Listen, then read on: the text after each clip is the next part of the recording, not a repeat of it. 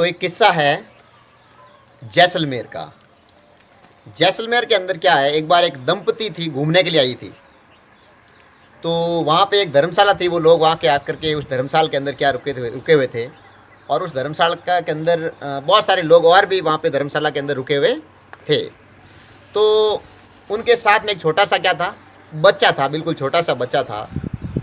तो वो बच्चे को आंगन में छोड़कर खुद थोड़ी देर के लिए कहीं कहाँ चले गए, बाहर चले गए किसी काम से। अब थोड़ी देर बाद जब वो वापस उस धर्मशाला के अंदर लौटे, उसके आंगन में लौटे, तो उनके बच्चे के सामने किंग कोबरा बैठा हुआ था। बच्चा खेल रहा था और कोबरा उसके बिल्कुल पास में बैठा था और बच्चा उसके ऊपर मिट्टी डाल रहा था, किंग कोबरा के ऊपर। एक भयंकर बड़ा सा नाग उसके सामने बैठा हुआ देखकर माता पिता को बहुत चिंता हुई। वो देखते ही उसको इस्तबद रह गए कि यार मेरा बच्चा तो, ये सांप है, इसको क्या कर लेगा, काट लेगा, ये बचने वाला नहीं है। तो वो जोर से चिल्लाए, बचाओ बचाओ, कोई बचाओ, कोई बचाओ। तो वो मदद मांगने के लिए क्या किया, उन्होंने चिल्लाए।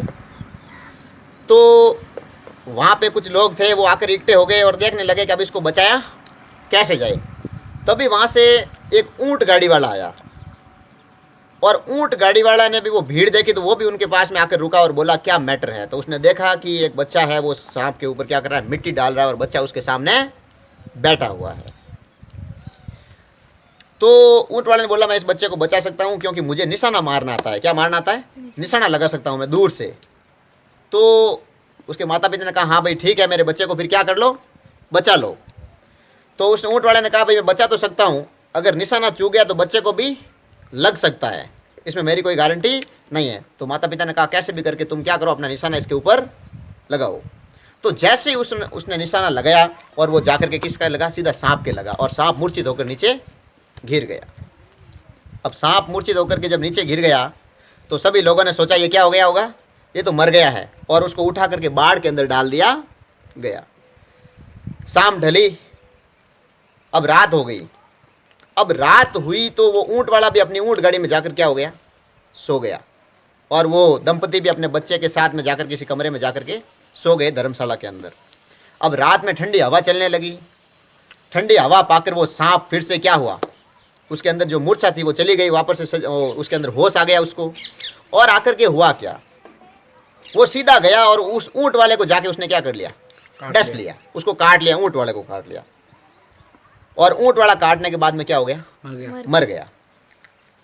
तो सभी लोग जब सुबह उठे तो देखे वो ऊंट वाला क्या है, जिसने बच्चे को बचाया वो खुद मरा हुआ वहां पे उनको दिखाई दिया। तो उन्होंने कहा भाई, लोगों ने देखा कि उसके पैर के ऊपर सांप के काटने के क्या बने हुए थे, निशान बने हुए थे। तो लोगों ने कहा इसको सांप ने काट लिया और सांप के काटने से इसकी क्या हो गई, मौत हो गई।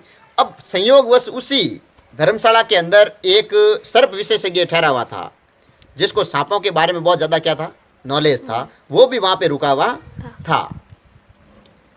तो लोगों ने कहा भाई हमारे यहाँ सर्प विशेषज्ञ, उसको भी पता चला, तो वो भी वहाँ उनके पास में आया।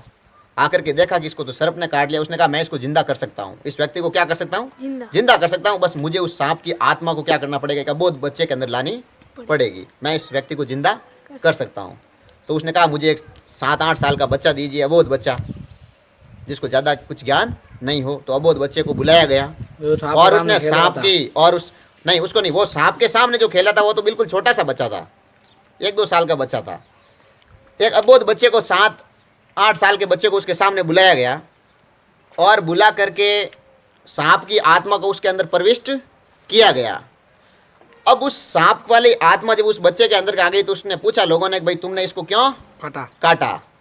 कि इसका सीधा जवाब है, ये बच्चा जो 2 साल का था वो और मैं आराम से, ये मैटर हमारे बीच का था, हम दोनों क्या कर रहे थे आपस में, ये मामला हमारे बीच का था। वो सांप कह रहा है कि ये मेरे और इस बच्चे के बीच का मैटर था, इस आदमी ने हमारे बीच में आकर के अपनी टांग क्यों अड़ाई, इसलिए काटा, इसलिए इसने हमें डिस्टर्ब कर दिया। तो बोला कि भाई इस आदमी को तुम्हारे और बच्चे के बीच में क्या वार्तालाप चल रही थी? तो उसने कहा मेरे और इस बच्चे के आज से 3 जन्म पहले की बात है। कितने जन्म की पहले की? 3 जन्म पहले की बात है, जब मैं भी क्या हुआ करता था, एक इंसान हुआ करता था, और ये भी क्या था, एक इंसान हुआ करता था। उस समय मैंने इससे 300 रुपये लिए थे। कितने रुपए लिए थे? 300 रुपये लिए थे। और मैं उस युग में बाद में मेरी मृत्यु हो गई और मैं किसी कारण से वो उसके 300 रुपये चुका नहीं पाया, इसलिए उस जन्म में तो मैं पैसे दे नहीं पाया। आज हमारा फिर से क्या हुआ, आमना सामना हुआ।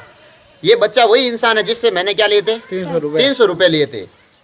ये मेरे ऊपर क्या कर रहा था, मिट्टी डाल रहा था, यानी अपना गुस्सा मेरे ऊपर क्या कर रहा था, बच्चा निकाल रहा था। और मैं इस जन्म में तो पैसे चुकाने के काबिल हूँ नहीं, क्योंकि सर्प योनि में मेरा क्या हुआ है, जन्म हुआ, इसलिए मैं पैसे चुकाने में समर्थ नहीं हूँ।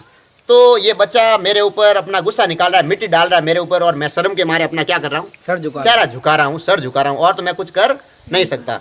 मैं अपने हमारे बीच का ये मैटर चल रहा था, और इस व्यक्ति ने हमारे क्या कर दी, बीच में इसने पत्थर फेंक करके मुझे क्या कर दिया, मार डाला, मूर्छित कर दिया। तो उसने कहा कि भाई ठीक है, ये मामला तो यहाँ पर, अब क्या किया जाए। तो उसने कहा मुझे कोई 500 रुपये दो। उस सांप वाले आत्मे वाले लड़के ने बोला, जिसके अंदर सांप की आत्मा थी, उसने कहा मुझे कितने रुपए दो, 500 रुपये दो। तो लोगों ने पूछा भाई 500 रुपये तुम्हें क्यों चाहिए। तो उसने कहा कि 300 रुपये तो वो जो मैंने इससे लिए थे 2-3 जन्म पहले वो वाले, और 2 साल का उनका हो गया ब्याज 100 रुपये। तो मुझे इसको कितने रुपए देने हैं, 500 रुपये इसको वापस देने हैं।